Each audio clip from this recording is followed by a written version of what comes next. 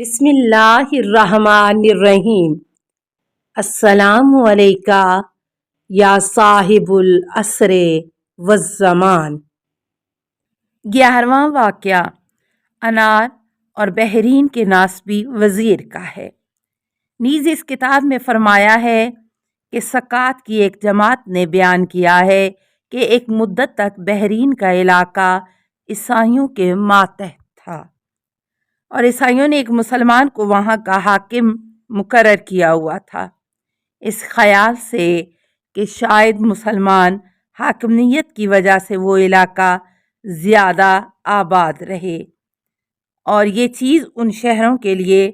زیادہ مصلحت کا باعث ہو، اور وہ حاکم ناسبی تھا۔ اس کا ایک وزیر تھا جو ناسبیت اور عداوت میں اس حاکم سے شدید تر تھا اور ہمیشہ اہل بحرین سے بسبب اس محبت و دوستی کے جو اہل بحرین کو اہل بیت رسالت سے تھی، عداوت و دشمنی کا اظہار کیا کرتا تھا۔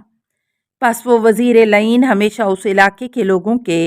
قتل کرنے اور نقصان پہنچانے کے لیے بہانے تراشتا تھا۔ پس ایک دن وہ وزیر خبیث حاکم کے دربار میں آیا اور اس کے ہاتھ میں ایک انار تھا جو اس نے حاکم کو دیا،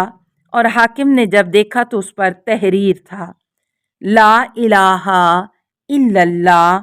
محمد الرسول اللہ و ابو بکر و عمر و عثمان و علی خلفائے رسول اللہ۔ جب حاکم نے نظر کی تو دیکھا کہ وہ تحریر اصل انار سے ہے اور وہ مخلوق کی کاریگری نہیں۔ پس وہ اس چیز سے متعجب ہوا اور وزیر سے کہا کہ یہ علامت ظاہر ہے اور دلیل قوی ہے رافضیوں کے مذہب کے باطل ہونے کی۔ اب اہل بحرین کے متعلق تیری کیا رائے ہے؟ وزیر کہنے لگا کہ یہ متعصب لوگ ہیں جو دلیل و براہین سے انکار کرتے ہیں، لہٰذا آپ کے لیے مناسب یہ ہے کہ انہیں بلائیں اور یہ انار دکھائیں۔ اگر وہ قبول کر لیں اور اپنے مذہب کو چھوڑ دیں تو آپ کے لیے بہت زیادہ ثواب ہے، اور اگر وہ اپنا مذہب چھوڑنے سے انکار کریں اور اپنی گمراہی پر قائم رہیں تو انہیں 3 چیزوں کے درمیان مختار قرار دو، یا تو وہ ذلت کے ساتھ جزیہ دیں کفار کی طرح، یا اس دلیل کا جواب لے آئیں حالانکہ ان کے لیے کوئی چارہ کار نہیں، یا یہ کہ وہ ان کے مردوں کو قتل کرو اور ان کی عورتوں اور بچوں کو قیدی بنا لو اور ان کے مال و اسباب کو غنیمت میں لے لو۔ حاکم نے اس لعین کی رائے کو پسند کیا اور کسی کو ان کے علماء و افاضل و اخیار لوگوں کے پاس بھیجا اور انہیں دربار میں حاضر کیا اور انہیں خبردار کیا کہ اگر شافی و دافی جواب نہ دلائے تو تمہارے مردوں کو قتل اور عورتوں اور بچوں کو قید اور تمہارے مال و اسباب کو لوٹ لوں گا، یا یہ کہ ذلت کے ساتھ کفار کی طرح جزیہ عطا کرو۔ جب انہوں نے یہ باتیں سنی تو حیران رہ گئے اور وہ جواب کی قدرت نہیں رکھتے تھے اور ان کے رنگ اڑ گئے اور جسم کانپنے لگے۔ پس ان کے بڑے اور بزرگ لوگ کہنے لگے، اے امیر، ہمیں 3 دن کی مہلت دے دو، شاید ہم کوئی ایسا جواب لے آئیں کہ جس پر تو راضی ہو اور اسے پسند کرے، اور اگر ہم کوئی جواب نہ لا سکے تو پھر جو تیرا دل چاہے ہمارے ساتھ سلوک کرنا۔ حاکم نے انہیں 3 دن کی مہلت دے دی تو وہ خوف و حیرانگی کے عالم میں اس کے دربار سے باہر نکلے اور وہ ایک مجلس میں اکٹھے ہوئے اور اپنی سوچ و بچار کرنے لگے، یہاں تک کہ ان کا اس بات پر اتفاق ہو گیا کہ وہ بحرین کے صالحین و زاہدین میں سے 3 افراد کو چنیں۔ جب وہ انتخاب کر چکے تو پھر ان 10 افراد میں سے 3 کو انتخاب کیا۔ پھر ان 3 میں سے ایک سے کہا کہ تم آج رات صحرا کی طرف جاؤ اور خدا کی عبادت کرو اور ہمارے زمانے کے امام صاحب الامر علیہ السلام کی بارگاہ میں استغاثہ کرو، کیونکہ وہ ہمارے امام زمانہ ہیں اور ہم پر حجت خدا ہیں۔ شاید وہ تمہیں اس عظیم مصیبت سے بچنے کا کوئی چارہ بتائیں۔ پس وہ شخص باہر نکلا اور ساری رات خضوع و خشوع سے خدا کی عبادت کرتا رہا، اور اس نے گریہ وزاری کی اور خدا سے دعا اور امام صاحب العصر علیہ السلام سے استغاثہ کیا۔ صبح تک دیکھا لیکن کوئی چیز نہ دیکھی، اور ان کے پاس واپس آ گیا اور انہیں بتا دیا۔ دوسری رات ایک دوسرے شخص کو انہوں نے بھیجا اور اس نے بھی ساتھی کی طرح دعا آہوزاری کی اور کوئی چیز نہ دیکھی۔ پس ان لوگوں کا اضطراب بڑھ گیا اور تیسرے کو بلایا، اور وہ شخص پرہیزگار تھا کہ جس کا نام محمد بن عیسیٰ تھا۔ وہ بزرگوار تیسری رات سرو پا برہنہ صحرا کی طرف گئے۔ وہ رات بہت تاریک تھی اور دعا و گریہ میں مشغول رہے اور خداوند تعالیٰ سے توسل کیا کہ وہ اس بلا و مصیبت کو مومنین سے دور کر دے، اور صاحب الامر علیہ السلام سے استغاثہ کیا۔ جب رات کا آخری وقت آیا تو اس نے سنا کہ کوئی شخص اس سے خطاب کر رہا ہے کہ اے محمد بن عیسیٰ، کیوں میں تمہیں اس حالت میں دیکھ رہا ہوں اور تم اس بیابان کی طرف کس لیے آئے ہو؟ وہ کہنے لگا، اے شخص، مجھے میرے حال پر چھوڑ دے، کیونکہ میں ایک امر عظیم کے ماتحت باہر نکلا ہوں اور اسے بیان نہیں کروں گا مگر اپنے امام کے سامنے، اور اس کی شکایت نہیں کروں گا مگر اس سے جو کہ منکشف اور دور کرنے کی قدرت رکھتا ہے۔ وہ شخص کہنے لگا کہ اے محمد بن عیسیٰ، میں صاحب الامر علیہ السلام ہوں، لہٰذا اپنی حاجت بیان کرو۔ محمد بن عیسیٰ نے کہا، اگر آپ صاحب الامر ہیں تو آپ کو میرا واقعہ اور معاملہ بھی معلوم ہے اور کہنے کی ضرورت نہیں۔ فرمایا، ہاں سچ کہتے ہو، تم اس مصیبت کی وجہ سے باہر نکلے ہو جو مخصوص اس انار کی وجہ سے تم پر وارد ہوئی ہے، اور اس دھمکی کی وجہ سے جو حاکم نے تم کو کی ہے۔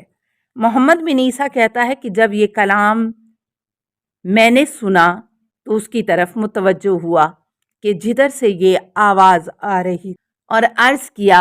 ہاں اے میرے مولا، آپ علیہ السلام کو معلوم ہے کہ کیا مصیبت ہم پر آن پڑی ہے، اور آپ علیہ السلام ہی ہمارے امام اور جائے پناہ ہیں۔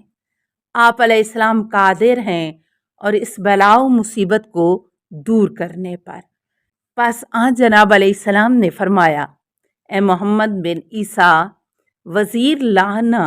کے گھر میں ایک انار کا درخت ہے۔ جب اس درخت پر پھل لگا تو اس نے مٹی سے انار کی شکل کا ایک سانچہ بنایا اور اسے نصف کیا، اور ہر ایک نصف میں اس کتابت میں سے کچھ لکھا، اور انار ابھی چھوٹا اور ابھی درخت پر ہی تھا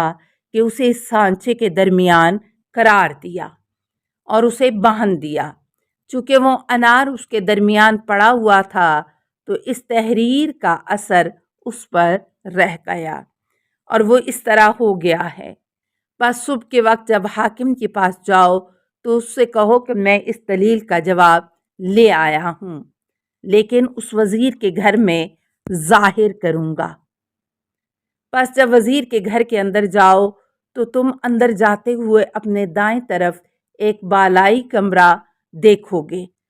پس اس حاکم سے کہو کہ میں اس اوپر والے کمرے میں ہی جا کر جواب دوں گا۔ بہت جلدی ہی وہ وزیر اس کمرے میں داخل ہونے سے پسو پیش کرے گا، لیکن تم اصرار کرنا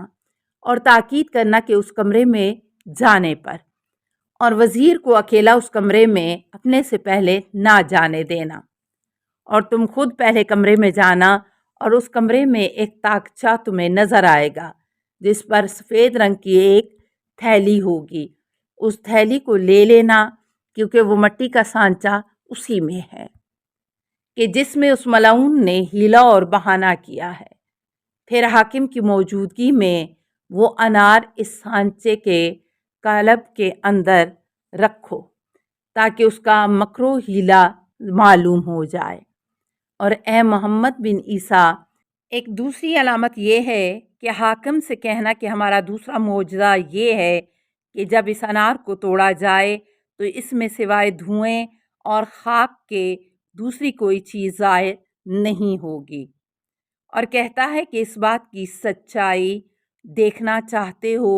تو وزیر کو حکم دیجئے کہ وہ اسے لوگوں کے سامنے توڑے، اور جب وہ اسے توڑے گا تو وہ خاک اور دھواں وزیر کے منہ اور داڑھی پر پڑے گا۔ خوشی کے ساتھ اپنے گھر واپس لوٹ آیا۔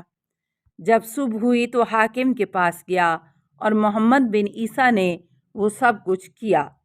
جو امام علیہ السلام نے اسے حکم دیا تھا، اور وہ سب معجزات ظاہر ہوئے جن کی امام علیہ السلام نے خبر دی تھی۔ پس حاکم محمد بن عیسیٰ کی طرف متوجہ ہوا اور کہا کہ یہ امور تجھے کس نے بتائے ہیں؟ تو اس نے کہا کہ امام زمانہ علیہ السلام نے، اور وہ جو ہم پر خدا کی حجت ہیں۔ السلام علیکہ یا صاحب العصر والزمان، الامان